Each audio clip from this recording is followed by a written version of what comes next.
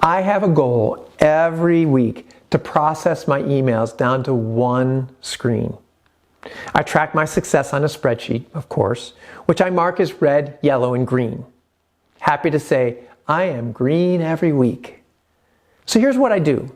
Step 1, I look at the emails and delete junk or ones that don't need any attention.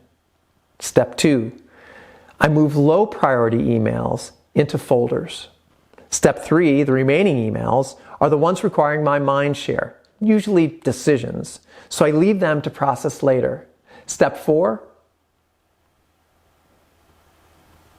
yeah, that's the point. There is no step 4.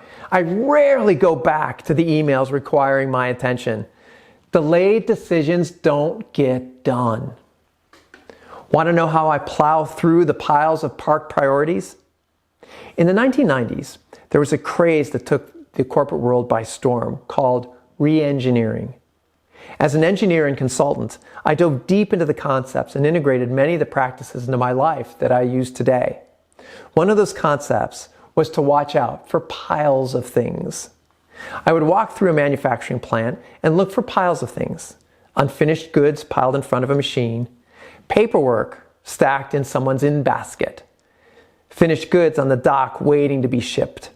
Piles of things was an indicator of inefficiency. It was an opportunity to streamline. My parked emails is a clear indicator of an inefficiency screaming for streamlining.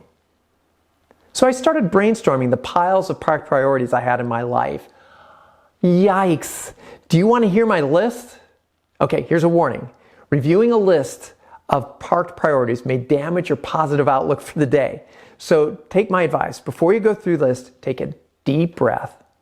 And when I read a parked pile with which you resonate, put a smile on your face and say aloud, "That's me."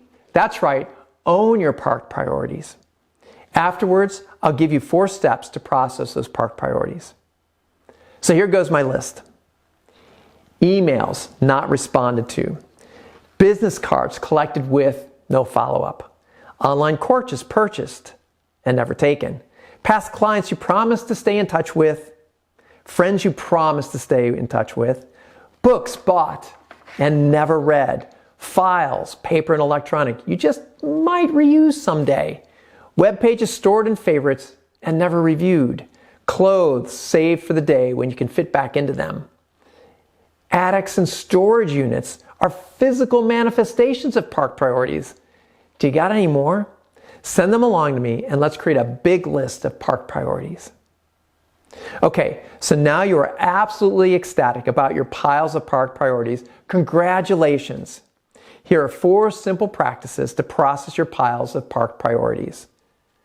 Do, defer, delegate, and delete. Let's start with do. When I worked in corporate consulting, we produced roadmaps of hundreds of initiatives thinking we were impressing our clients. And they were usually just overwhelmed. I extracted 3 to 5 initiatives from the roadmap and called them do nows. To climb a big mountain, you have to take the first step. So make the first step easy. Break down piles of parked priorities into chewable chunks. 2, defer. Now, defer is tricky because this is what got you in trouble in the first place, right? We keep kicking that can down the road and never pick it up. Here's the trick to deferring priorities. Defer with a deadline. When you defer something, schedule a time by when it'll get done. Even better, schedule a time block to get it done. For example, schedule 45 minutes every day to process 100% of your emails.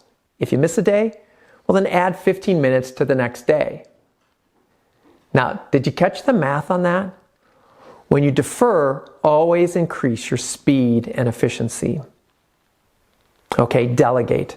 A fellow executive once told me she received 35 emails an hour.